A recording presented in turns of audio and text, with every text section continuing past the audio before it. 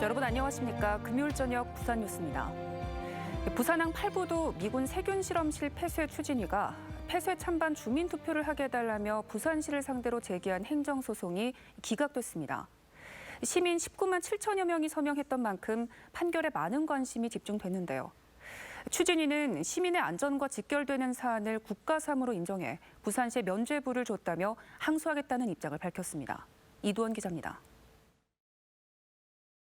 지난 2015년 미군이 살아있는 탄저균을 국내로 들여오면서 그동안 탄저균 실험 사실이 들통났고 2016년에는 어떠한 시료도 들여오지 않겠다며 부산항 8부도 미군 부대에 세균전 대비 프로그램을 가동시켰습니다.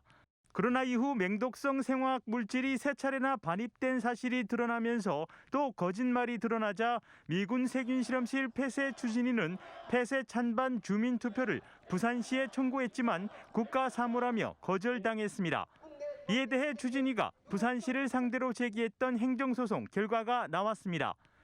재판부는 원고의 청구를 기각하면서 선고 당시 별다른 이유를 밝히지 않았고 판결문에서는 주한미군 지휘협정인 소파에 따라 주한미군에 공유된 시설에 관한 것으로 부산시에 권한이 없다고 판시했습니다. 추진위는 시민 안전에 직접적인 영향을 주는 사안에 대해 사실상 부산시에 면죄부를 준 판결이라며 즉각 항소하겠다고 밝혔습니다. 추진위는 선고 뒤 기자회견에서 주한미군 기지 내 위험시설에 대해 아무런 대책도 내놓지 못하고 있는 국방 외교 담당 부서들이 그 업무 주체라고 인정한 법원의 판결에 대해 전혀 납득할 수 없다고 밝혔습니다. 부산 시민 전체의 생명과 안전은 우리 시민들 스스로가 지켜야 함에도 법 그리고 행정에 우리 시민들을 외면하고 있음에 분노를 느끼지 않을 수 없습니다. 이 사안은 부산 유권자의 20분의 1이 넘는 19만 7천여 명이 투표를 하게 해달라고 서명했던 것이지만 시민 목소리는 가만되지 않았습니다. 부산시는 주민투표로는 미군 시설을 폐쇄할 수 없다며 정부 부처를 통해 미군 시설 안전성을 확인하겠다는 입장을 밝혔습니다. 행정소송 선고에 앞서 부산시는 세균 실험실 폐쇄 주민투표와 관련해 책임 있는 답변을 해달라며 시청 로비에서 95일간 기다렸던 추진위 관계자들을 퇴거 불응 혐의로 경찰에 고발했습니다. MBC 뉴스 이두원입니다. 앞서 전해드린 것처럼 부산의 한 공사 현장에서 타워 크레인 후크가 떨어져 30대 근로자가 목숨을 잃는 일이 벌어졌습니다. 후크가 떨어진 소형 타워 크레인은 2달 전 안전 점검을 받고 또 쇠줄 일부를 교체했는데도 또 사고가 난 것으로 파악됐습니다. 현지호 기자입니다. 크레인 기사 성모 씨가 숨진 오피스텔 공사장입니다. 현장 조사에 나선 경찰은 크레인 쇠줄이 갑자기 끊어지면서 무게 130kg의 후크가 떨어진 걸로 결론을 내렸습니다. 그리고 사고 크레인을 집중 점검했습니다.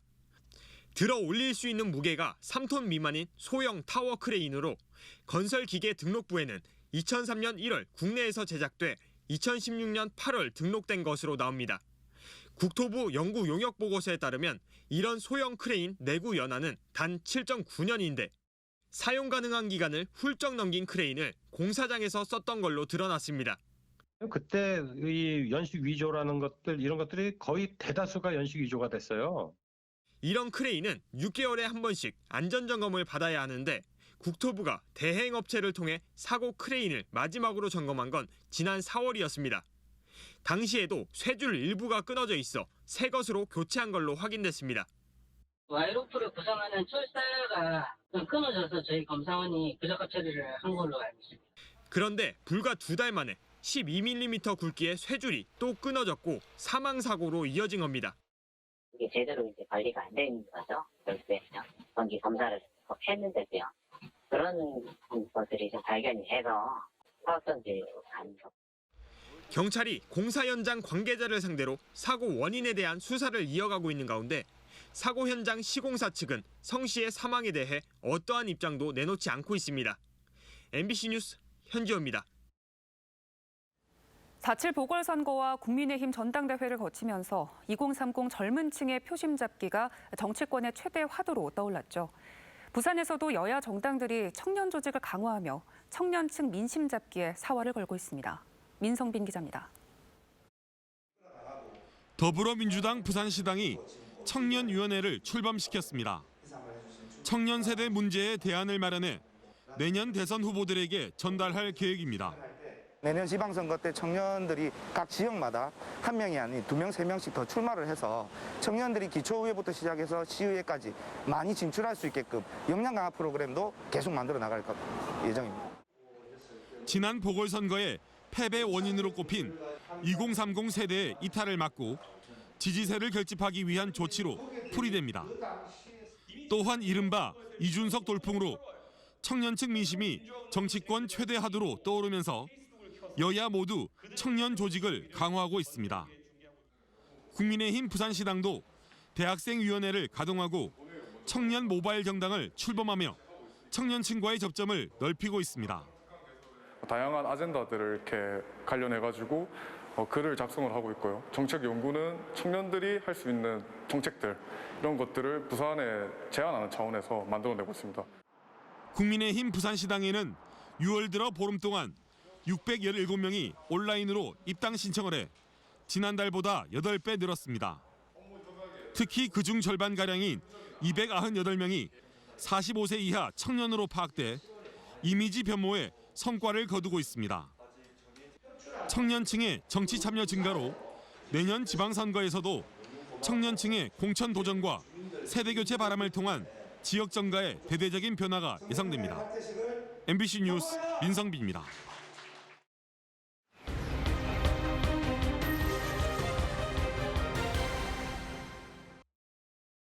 부산에서 자정까지만 운영됐던 유흥시설들의 영업이 오는 21일부터 2주간 전면 허용됩니다.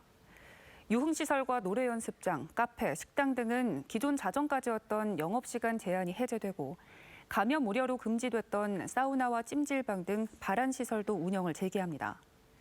한편 부산에서는 18명이 추가 확진됐고 부산 인구의 30.5%인 102만 4천여 명이 백신 접종을 마쳤습니다. 백신 접종 이후 감염된 사례는 60명으로 이 중 2차 접종 후 14일이 지난 뒤에 확진된 돌파 감염 사례는 2명입니다. 부산시가 주 부산 미국 영사관 등 외국 공관 6곳에 해수욕장 방역 지침 준수 서한문을 보냈습니다. 이는 지난달 미국 현충일 연휴 기간 해운대 해수욕장에서 주한미군들이 방역 지침을 어기며 소란을 피운 데 따른 조치입니다. 서한문에는 다음 달 초 미국 독립기념일 등 휴가철을 맞아 부산을 찾는 외국인들이 코로나 방역 행정명령을 지켜달라는 내용이 담겨 있습니다. 박형준 부산시장의 첫 조직 개편안이 부산시의회 기획재경위원회를 통과해 오는 30일 본회의에 상정됐습니다. 부산시의회 기획재경위는 어제 오후 늦게까지 진행한 조직 개편안 심사에서 산학창업국을 청년산학창업국으로 수정해 가결했습니다. 당초 부산시는 대대적인 조직 개편안을 입법 예고한 뒤 시의회와 시민단체 반발에 부딪혔지만 이후 시의회와의 협의를 통해 상당 부분 수정하면서 상임위를 통과하게 됐습니다. 다음 달 1일부터 5인 이상 사업장에도 주 52시간 근무제가 적용됨에 따라 부산시가 영세 소규모 사업장에 대한 지원에 나섭니다. 부산시 노사민정협의회는 영세 소규모 사업장 노동시간 단축 노사정 지원협의체를 구성해 영세 소규모 사업체 근로시간 단축을 지원하며 관련 노동법 특강도 마련합니다. 화물연대가 오늘 부산신항 입구에서 새벽 0시부터 16시간 동안 경고 파업을 벌였습니다. 이들은 안전과 생존권 보장을 위한 안전운임제가 운송사의 추가 수수료 요구로 제대로 지켜지지 않는다면서 내년까지로 예정된 안전운임제 시행을 연장하라고 주장했습니다. 오늘 오후 2시 30분쯤 사상구 학장동에서 50대 A씨가 몰던 승용차가 마주오던 배달용 오토바이와 충돌했습니다. 이 사고로 오토바이 운전자 B씨가 중상을 입고 병원으로 옮겨졌지만 의식은 없는 상태입니다. 경찰은 승용차가 불법 유턴을 하다 사고가 난 것으로 보고 정확한 경위를 조사하고 있습니다. 수배 중인 불법 도박 사이트 운영자가 교통단속을 피해 도주하다 경찰에 붙잡혔습니다. 기장경찰서에 따르면 어제 오후 3시 40분쯤 기장군 장안읍 용소삼거리에서 30대 A씨가 몰던 차량이 불법 유턴을 해 교통단속 현장을 급히 빠져나갔습니다. 경찰이 A씨를 추적해 신원을 확인한 결과 352억 원 규모의 불법 스포츠 도박 사이트를 운영하다 수배돼 도피 중인 사실이 드러났습니다. 경찰은 A씨를 현장에서 체포하고 수배지인 대구경찰청으로 신병을 인계했습니다.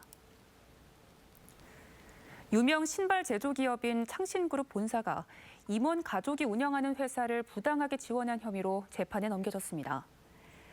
부산지검 서부지청은 회장의 아들이 최대 주주로 있는 회사를 부당 지원해 공정거래법을 위반한 혐의로 창신 INC 법인을 기소했다고 밝혔습니다. 공정거래위원회에 따르면 창신 INC는 지난 2013년 해외 법인을 통해 회장 자녀 회사의 수수료율을 높여주는 등 특혜를 제공한 혐의로 고발돼 검찰 수사를 받아왔습니다.